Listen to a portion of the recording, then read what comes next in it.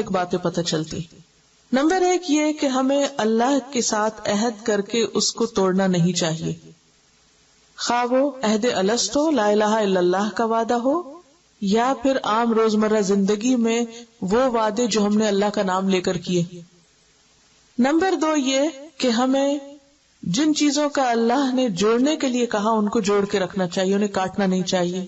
Number 1 اللہ سے تعلق جڑا ہونا چاہیے. نمبر 2 اللہ کے بندوں کے ساتھ تعلق اچھا ہونا چاہیے، قطع رحمی سے پرہیز کرنا چاہیے. لیکن بہت سے لوگ رشتہ داری کاٹنے کے لیے، تعلقات خراب کرنے کے لیے بہت سے عذر بہانے تراش لیتے ہیں. مثلا اکثر خاندانوں میں دیکھا گیا کہ ضرور کوئی نہ کوئی کسی نہ کسی سے ناراض ہوتا ہے. یعنی ہارڈلی آپ کو کہیں لوگ ایسے ملیں گے کہ جو یہ کہیں کہ ہمارا سارا گھرانہ، خاندان، برادری، فیملی سب ایک دوسرے سے بہت خوش ہیں، کوئی مسئلہ ہی نہیں ہمارے خاندان میں. ڈھونڈے سے ایسے لوگ نہیں ملیں گے آپ کو. اب اگر کسی کو کہا جائے کہ نہیں، رشتہ داروں کا بہت حق ہے اور انسانوں کا حق ہے، معاف کر دینا چاہیے، تعلقات اچھے رکھنے چاہیے، 101 عذر تراش کر رکھتے اور اپنے آپ کو جسٹیفائی کرتے کہ نہیں، ہم نے جو کیا صحیح کیا. چند ایک عذر ان کے کیا ہوتے ہیں؟ مثلا کہتے ہیں ہم نے نہیں تعلق توڑا، وہی نہیں ملتے ہم سے، ان دوسروں کو بلیم کر دیتے ہیں. وہ ہمیں کبھی نہیں فون کرتے، ہم ہی ہر وقت کرتے رہے، ہم کیوں کریں، ہمیں کیا پڑی کہ ہم ہی جوڑیں، ہمیں نہیں ضرورت ان کی، ہم جی رہے ہیں، کھا رہے ہیں، اپنے آپ کو ہم چلا سکتے ہیں، ہمیں ان کی ضرورت ہی نہیں ہے. رشتہ داروں سے جوڑنا کسی ضرورت کے لیے نہیں ہوتا، یہ اللہ کا حکم ہے کہ ایسا کرو. پھر آپ دیکھیں کہ بعض اوقات بچوں کے رشتے ہوتے ہیں خاندان میں، کسی وجہ سے نہیں بنتی، کیا نتیجہ نکلتا ہے؟ بچوں کی لڑائی میں ماں باپ لڑ پڑتے ہیں، ہوتا نا، چاہے وہ کوئی شادی بیاہ ہو یا ویسے ہی. عام طور پہ آپ نے دیکھا ہوگا کہ جب بچے آپس میں لڑتے ہیں تو بڑے بھی لڑ پڑتے، وہ ان سے بڑھ کے بچے بن جاتے ہیں. جی ہاں، بڑوں کو بڑا ہی رہنا چاہیے. بڑا بننے کے لیے لمبا قد نہیں، زیادہ عمر نہیں، زیادہ مال نہیں، دل بڑا ہونا چاہیے. جب تک دل نہیں بڑا ہوتا اس وقت تک آپ بڑے نہیں بن سکتے. لکھ لیجئے یہ بات، بڑا وہ ہوتا ہے جس کا دل بڑا ہوتا ہے، وہ نہیں جس کا بینک بیلنس زیادہ ہو یا جس کا گھر بڑا ہو کئی ایکڑ میں، وہ بڑا انسان ہو گیا. نہیں، بڑا کون ہے؟ جس کا دل بڑا ہے. اور جس کا دل بڑا ہوتا ہے وہ سب کو معاف کر دیتا ہے، وہ سب کچھ اندر ڈال کے بھول جاتا ہے، بس ختم. پھر اسی طرح جائیداد کی تقسیم، اگر اس میں کوئی اونچ نیچ ہو جائے تو لوگ کیا کرتے ہیں؟ سلام کلام بند، قطع تعلق کی، اور بہت زبردست جواز دیتے ہیں. انہوں نے ہمارے پر بہت زیادتی کی، ہم اتنے بغیرت ہے کہ اب بھی ان کے پیچھے جائیں، اب نہیں ہم بولیں گے. اس بھائی بھائی سے ناراض ہو جاتا ہے چند چیزوں کی خاطر. رشتہ زیادہ عزیز ہے، انسان قیمتی ہے یا جائیداد قیمتی؟ جائیدادیں تو آنی جانی چیز ہے، انسان چلے جائے تو نہیں آتے، انسان زیادہ قیمتی ہے. پھر اسی طرح بعض اوقات ماں باپ میں آپس میں نہیں بنتی، ہسبینڈ وائف میں نہیں بنتی. اچھا، اس کا کیا نقصان ہوتا ہے؟ وہ صرف خود نہیں آپس میں بگاڑتے، بچوں کو بھی ساتھ بگاڑ دیتے ہیں، ان کی بھی پارٹی کر دیتے ہیں. ماں اپنی طرف کھینچتی، باپ اپنی طرف کھینچتا ہے، اور وہ کہتا نہیں تم نہیں، تو خبردار جو تم ماں سے ملی، خبردار. ماں کہتی خبردار جو تم باپ سے ملی، اگر باپ سے ملی تو مجھ سے نہیں ملنا. کئی یہ کہانیاں ایسی.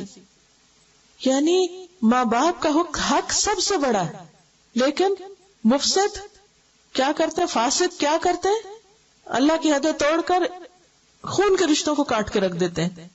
پھر اسی طرح اگر کوئی بعض اوقات رشتہ دار ہمیں سمجھانے کی کوشش کرے کہ دیکھو تم بچوں کو سمجھاؤ یا کچھ، تو ہم کیا کرتے ہیں، ہمارے بچے ٹھیک ہے، ہم تمہاری شکل نہیں دیکھنا چاہتے، آج کے بعد ہمیں نصیحت نہ کرنا. تو جو نصیحت کرتا ہے اسی سے ہم کاٹ کے رکھ لیتے ہیں. اکثر ایسا تھا نا، لوگ ان لوگوں سے ملنا جلنا چھوڑ دیتے ہیں اور کیا کہتے ہیں، یہ ٹو مچ انٹرفیئرنس کرتے ہیں. حتیٰ کہ بعض اوقات اپنے ماں باپ کے ساتھ ملنا چھوڑ دیں، یہ انٹرفیئرنس کرتے ہیں. یہ بھی قطع رحمی میں آتا ہے. پھر اسی طرح بعض اوقات یہ ہوتا ہے کہ بہن بھائیوں میں کوئی زیادہ مال و دولت والا ہو جاتا ہے تو وہ غریب بہن بھائیوں سے ملنا چھوڑ دیتے ہیں. ایسے لوگ بھی ہوتے ہیں، وہ ان کو انٹروڈیوس ہی نہیں کرتے. وہ اپنے سرکل میں، کیونکہ اب ان کا سرکل ڈفرنٹ ہو گیا نا، کیونکہ ان کے پاس بہت بڑا گھر ہے، بہت بڑی بڑی گاڑیاں، اب ان کا ملنا جلنا اپنے ہی جیسے گھروں والوں اور اپنی گاڑیوں جیسے گاڑیوں والوں سے اب ان کی دوستی ہے، وہیں آنا جانا ہے، مخصوص سرکل بن جاتا ہے. اب کیا ہے، اتنے میں کوئی غریب، کوئی ایسا بہن بھائی اگر کہیں بیچ میں آ جائے کسی شادی بیاہ میں، کسی اجتماعی موقع پر، تو اس کو اگنور کر دیا جاتا ہے کہ گویا یہ ہمارا کچھ لگتا ہی نہیں. یہ بھی ایک طرح سے کاٹنا ہے، اس کو اس کا حق نہ دینا. پھر آپ دیکھیں کہ بعض اوقات لوگ رشتہ داروں پر تعویذ گنڈے کا الزام لگا کے ان سے کاٹ لیتے ہیں. کیسے؟ یہ میری بہو جو نہیں تعویذ کرتی، اب اس کا گھر میں آنا بند ہے. یہ فلاں جو ہے نا، میری ساس جو ہے نا، یہ کچھ پڑھ کے میرے میاں پہ بھونکتی ہے، لہٰذا میں میاں کو نہیں ملنے دیتی اس سے.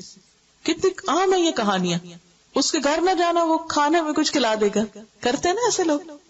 میں اس کے گھر نہیں جاتی، اور جاؤں گی تو کھاؤں گی کچھ نہیں، کیونکہ وہ کچھ پلا دیں گی، وہ کچھ پھونک دیں گی.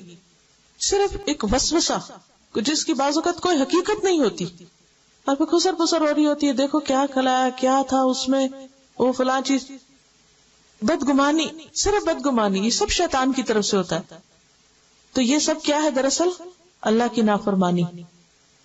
پھر اسی طرح اگر کسی کی مثلا شادی ہوئی، بچے نہیں ہوئے، اب ہر ایک پوچھتا ہے بچے کیوں نہیں ہوئے. اب ایسے لوگ کیا کرتے ہیں، سب سے ہی کٹ جاتے. وہ کہتے ہیں کسی سے ملنا ہی نہیں. جب ملیں گے تو وہ کہیں گے بچے کیوں نہیں ہوئے. وہ آنا جانا ہی چھوڑ دیتے ہیں لوگوں کے گھر. یہ بھی ایک سبب بن جاتا قطع رحمی کا.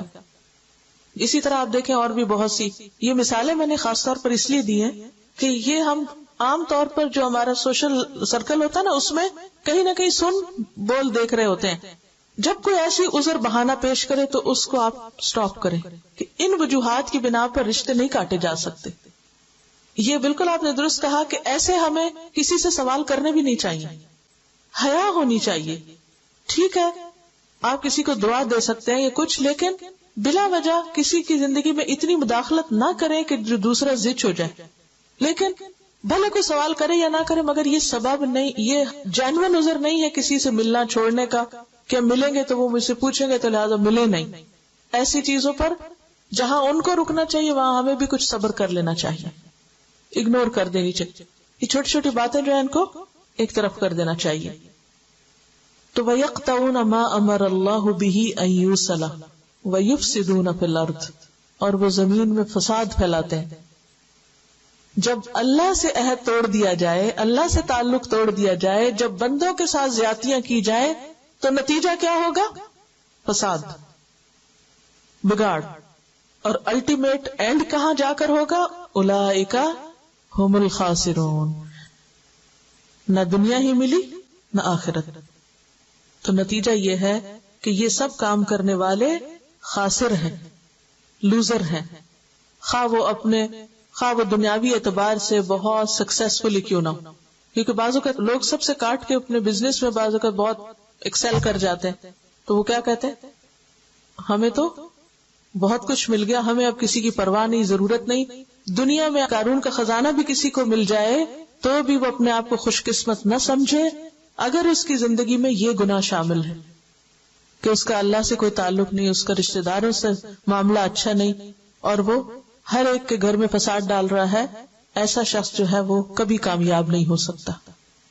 اور خاسرون اگر دنیاوی سینس میں بھی دیکھیں نا، تو آپ دیکھیں کہ جب انسان اللہ سے تعلق نہیں رکھتا نا تو کبھی خوش نہیں رہ سکتا، اور جب انسانوں سے تعلق اچھا نہیں رکھتا تو بھی لوز کر جاتا ہے.